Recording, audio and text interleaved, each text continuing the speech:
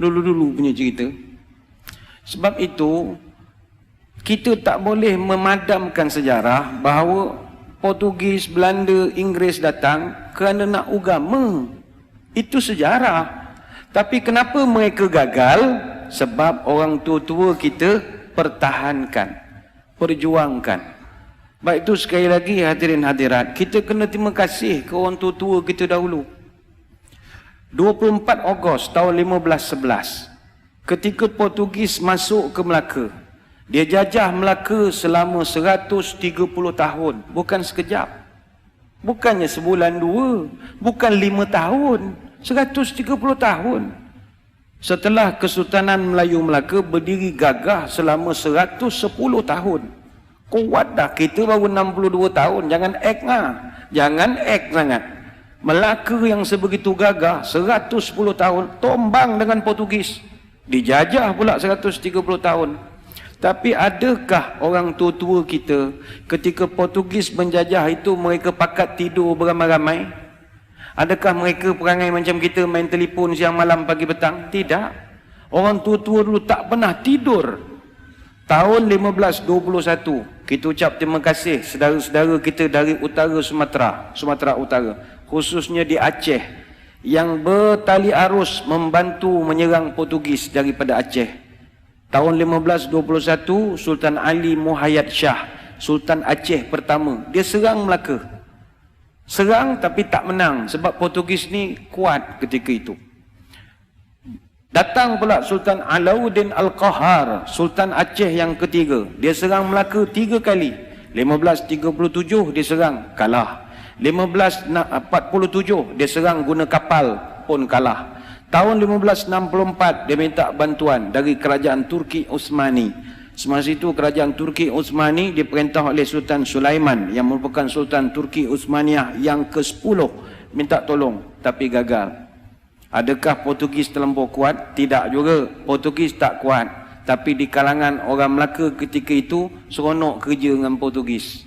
Jadi dia orang dah dapat gaji, ada allowance, ada pangkat, ada apa. Dia orang pula mempertahankan Portugis siang malam pagi petang. Jadi Portugis main wayang sajalah. Orang-orang kita yang berlawan sesama kita. Kemudian Sultan Ali Riayat Shah, Sultan Aceh yang ke-9, serang Melaka 3 tahun berturut-turut. 1573, 1575, 1577. Tapi tak menang, pembelot ramai.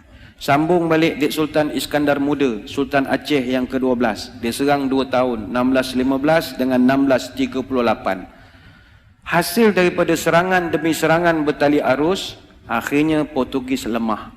1641, Belanda datang. Bila Belanda datang, orang Aceh dah penat dah menolong. Orang tempatan masih lagi seronok dengan baju uniform, dapat apa, komen seronok, dapat jadi pegawai kerajaan, jadi orang pencen. Tak ada dia berjuang melawan Belanda dah. Belanda datang tahun 1641, kita ucap terima kasih lah kepada saudara-saudara kita dari Makassar, Bugis. Orang Bugis yang banyak menolong kita. Orang Belanda datang jajah Melaka Johor berapa tahun? 183 tahun. 183 tahun. Datanglah orang-orang Bugis tahun 1782 sampai 1784, yang itu memang serang habis-habisan. Maka dicatatkan dengan tinta emas dalam sejarah negara. Muncullah satu orang pahlawan terbilang, marhum Raja Haji Fi Sabilillah Ibni Daing Celak, yang digelarkan marhum Teluk Ketapang. Bagi tuan-tuan di Selangor, kena kenangkan marhum Raja Haji Fisabilillah. Apa sebab? Dia ni yang di Pertuan Muda Kesultanan Johor Riau Lingga yang ke-4. Dia Tengku Mahkota Raja Muda. Dan dialah abang kepada Sultan Selangor yang pertama. Sultan Selangor yang pertama namanya Raja Lumu bin Daing Celak. Raja Lumu ni ditabalkan dengan nama Sultan Salahuddin Shah, memerintah Selangor 1745 sampai 1778. Kenapa adik dia yang jadi raja? Abangnya mangkat awal. Kenapa abangnya mangkat awal? Mangkat di Kota Melaka 19 Jun tahun 1784. Umur baru 57 tahun. Ketika jenazahnya ditemui, tangan kanannya memegang kitab Dalailul Khairat, tangan kiri memegang badik. Dia lawan Belanda sampai ke Kota Melaka. tapi akhirnya gugur menjadi seorang syahid. Kenapa mereka ni berjuang berhabis-habisan? Nak pastikan orang putih, jangan kau nak tukar agama cucu cicit aku. Itu aja. Itu dia dari Makassar, apa kena mengena dengan Melaka? Ukhuwah Islamiyah. 1786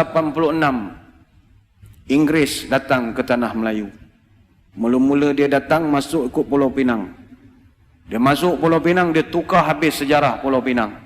Dia dakwa dia pula yang membuka Pulau Pinang. Apa benda dia pula membuka Pulau Pinang? Ingat kita ni tak reti yang buka negeri agaknya. Maka terpadamlah sampai sekarang sejarah sebenar pembuka awal Pulau Pinang tahun 1730.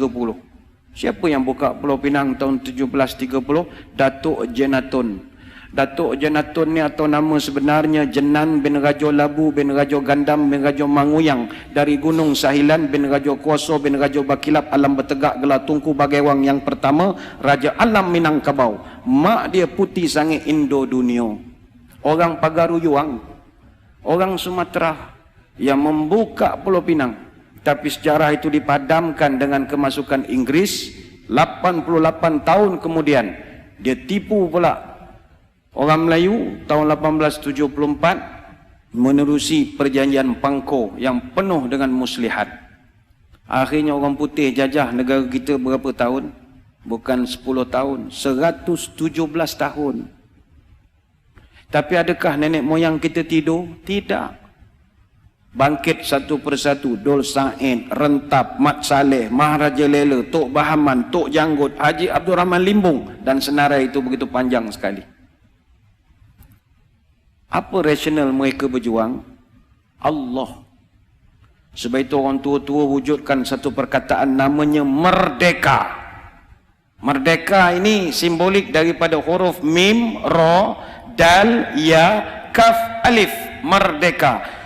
Mengikut Rasul dan yakin kepada Allah. Itulah merdeka.